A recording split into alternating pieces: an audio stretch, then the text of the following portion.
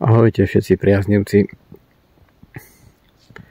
všetkého toho, čo je dobré a správne.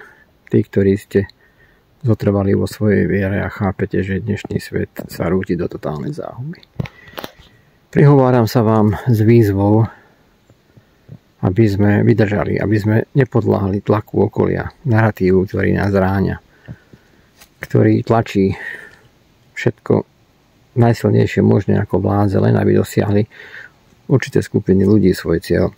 Priatelia, toto je doba, ktorá v podstate rozhodne o tom, čo sa bude diať. Viete, ja som veľmi chorý, ale to neznamená, že budem teraz tichučko doma ležne trpieť. Nie, byť chorý je len status, nejaký stav vášho tela alebo mysle.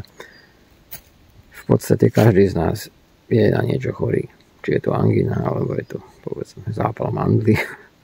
To je úplne jedno. Pointa je v tom, že nesmieme sa vzdávať. A momentálne je okolo mňa príliš veľa zla, ktoré tlačí na tie časti môjho okolia, ktoré ma ničia.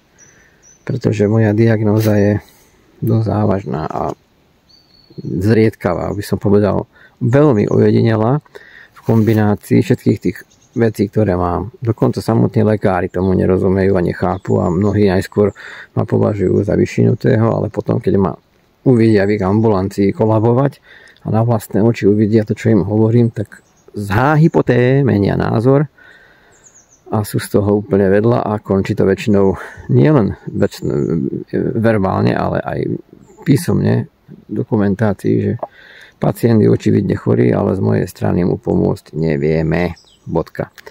Čo je v poriadku?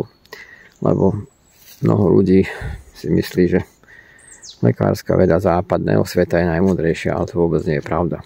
Je tu Qigong, je tu niečo z Ázie a to je tu už oveľa dlhšie ako nejaká západná medicína. A vďaka Bohu sa tomu venujem viac ako 40 rokov. Áno, toľkoto rokov praxe a veľmi kvalitnej praxe v tom mám. V súčasnosti existuje strašne veľa. Ja tomu hovorím šarlatánov, ktorí proste tvrdia jedno, druhé, tretie a raz, dva, tri nádych, 4, 5, 6 výdych. Ale viete, keď ste naozaj v niečom dobrí, tak to trošku vyzerá inak. Ale každopádne chápem, robia biznis. Ten je asi tiež potrebný. Budem asi tak musieť tiež uvažovať niekedy. No, čo som teraz ale chcel povedať. Priatelia, musíme sa naozaj držať a ideálne je sa vzájomne podporovať, povzbudzovať a nedovoliť, aby nás zlomili. Ja si myslím, že napriek tomu, že mnoho ľudí si myslí, že žijeme už kvázi v kľude, tak nežijeme. Len to je taký ten systém, ako by som povedal, tej žaby v hrnci, ktorý sa zohrieva, hej, tá voda v ňom pomalinky naberá na teplote, alebo saláma metóda proste. Ono to pôsobí tak, že však v pohode, však teraz som bol v práci, na dovolenke, pohodička, to tak ale nie je. Toto chápu tí, ktorí sú v stave alebo v situácii, ako som ja, alebo ešte horšie, ktorí sú už proste na tom kraji života, na tom rozhraní života a smrti, utrpenia, ktoré sa nedá zvládať. No a títo ľudia proste by vám vedeli povedať, že halo, zobudte sa, teraz máte zdanlivú prácu, máte nejaký príjem, máte nejaké zásoby, to všetko môže byť švahom ruky preč. Mnohí hovoria, treba sa duchovne rozvíjať a majú pravdu. Či to budeme volať duchovne, či mentálne, je to jedno. Je to na vás, či ste veriaci a v čo ste veriaci, alebo ste neveriaci, alebo ste hen taký, alebo tam taký. Dôležité je, či ste ľudia. A podľa mňa, ak je človek človekom, tak by mal mať v sebe určitú ľudskosť, ktorá má určité znaky. Áno, ktoré sa ako si teraz vytrácajú a je to také zriedkavejšie stretnúť človeka medzi ľuďmi, jak sa hovorí. Takže dnešné videjko je také trošku zaspomínanie si, rozdumanie o téme, ktorá tu je a je výzvou a prosbou.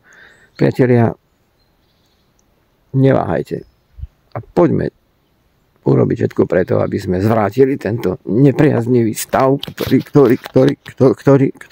tu je a nedovolme predsa nikomu, aby nám zobral náš život.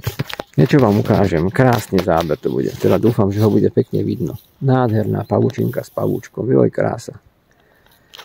Viete, ja neviem, kedy umrem. Môže to byť veľmi skoro, pretože tie stavy sú hrozné. Ak dovolíte, ešte raz vám to opíšem. Treba, čo sa mi stalo posledne. Idete z izby do izby, zrazu sa vám zatmí pred očami, zrazu vás pichne pri srdci, neviete dýchať, dusíte sa, podlomia sa vám nohy, strašná bolesť v hlave a to všetko preto, lebo zvonka sa ozval nejaký zvuk, nejaký ráchot. A ten zvuk u mňa je spúšťač týchto mojich problémov. Ono to spôsobí obrovskú bolesť v hlave, no a potom sa to celé tam motá a potom náhle strata vedomia, pád. O nejakých pár sekúnd alebo minútku, neviem presne, som sa prebral. A keďže to je u mňa bežný jav, už 4 roky a viac, tak som nepanikáril, skontroloval som, či som padol ako vždycky, čiže bezpečne. Dobre, trošku udretá ruka, ale nič zlomené, nič udreté, nič nekrvácalo, takže pohodička. Vstal som. Ako tak som sa pozviechal. Bolesti stále boli, točenie hlavy, razvracanie, proste zlé, v hlave to hučalo, zvonka to hučalo. Videl som dvojmo, ale dostal som sa k posteli, nejako som sa tam chcel prevaliť, no a v tom paralýza. V polohe, keď si už akože na kolenách sa šperáte do postele, paralýza. Tak som ostal 5 minút, bez pohnutia. Nevedel som sa pohnúť, ničím, ani rukou, ani nohou, ani hlavou, ničím. Tak som bol 5 minút. Je to celkom psychicky náročná vec, vám poviem, ale je to celkom sranda. No a potom, po tých 5 minútach, sa to uvoľnilo, pretože som aktivoval Qigong. Konkrétne, keď máte záujem, som spustil malý obeh energie s dôrazom na čakru 2, ktorá vlastne zodpovedá za fyzické fungovanie.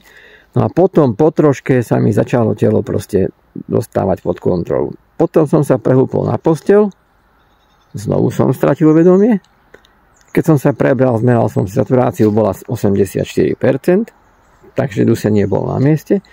Zahájil som špeciálne dýchové cvičenia, no a po nejakých 5 minútach z hľadiska dýchania som bol stabilizovaný a potom prišla znovu paralýza. V tej som bol 15 minút. Horšie bolo, že ku koncu tohto stavu, v tej chvíli som nevedel, že je koniec stavu, som začal stratiť kontrolu nad dýchaním. Vypínalo mi dýchanie. To znamená, svaly, ktoré odpovedajú za dýchanie, sa prestali pohybovať. Neviem koľko presne, ale asi pol minútu to trvalo, to znamená, nevedel som sa ani nadýchnuť, ani vydýchnuť, a len som tak ležal a počítal som už posledné sekundy života, pretože to vtedy už akože fakt nemáte pod kontrolou, ale nepanikálil som, čo je dôležité, pretože znovu, bohužiaľ to poviem tak hlúpo, ale mám to návyk, keď to mám každý boží deň. No a vtedy som sa skoncentroval na okamžité preliečovanie energiou či mozgového kmeňa, ktorý mám poškodený.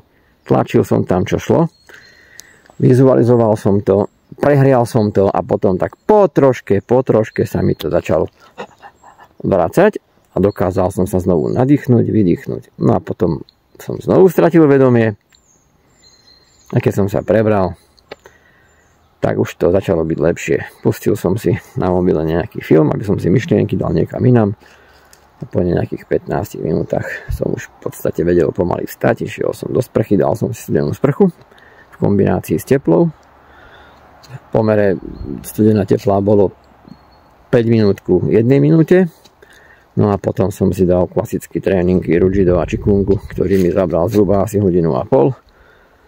No a potom som trošku relaxoval a tak ďalej. Takže tu ste mali krásnu ukážku, alebo krátku ukážku nejakej epizódy, ktorá je bežná v mojom živote prakticky na každodennej úrovni a niekoľkokrát. No a teraz, vďaka Bohu, ma manželka vytrepala do lesa a umožnila mi trochu tu pobudnúť, nadýchať sa a trochu sa vrátiť v spomienkach na obdobia, keď som tu behával. V tomto lese som kedysi behával aj polmaratóny. Aby ste rozumeli, kedysi som bol schopný zabehnúť polmaratón za 2 hodiny a nejakých 8 minút. Nie je to možno bohviaký čas, ale ja mám 56 rokov, alebo 7, 6, ani neviem, to je jedno. A Hlavne ja behávam pre radosť a udržujem si pod kontrolou tep. No ale teraz, po tom očkovaní proti covidu, som rád, keď vôbec dokážem prejsť pár metrov. I keď tá chôdza je iba jedna z najmenších problémov, pretože viete, keď neviete chodiť, máte vozík, idete. Alebo barle, alebo niečo, ale keď neviete dýchať, keď vás to vypína, keď máte bolesti, to, aj bože, nevadí. To len také zamyslenie sa, takže ešte raz, priatelia, dovolte mi vás poprosiť, tých, ktorí to máte v hlave v poriadku, to znamená my normálni ľudia, nie zmanipulované ovečky, alebo zmanipulovaný neviem kto, proste nebuďme stádo, ale buďme sami sebou. Lebo podľa mňa je najdôležitejšia vec v živote človeka, aby bol sám sebou. A keď sme sami sebou a my sami sa rozhodujeme, tak to je v poriadku. Lebo aj chyby môžeme robiť, ale to robíme my. A nie sme oklamaní alebo obeťou niečoho. Takže za mňa klobúk dole pred tými, ktorí sú takí, že stále sa držia týchto správnych pravidiel života. A ďakujem všetkým, ktorí sa snažíte akokoľvek pomáhať tomuto svetu, aby sa to všetko vrátilo. Už musím končiť, už ide záchvat. No dobre, neskôr.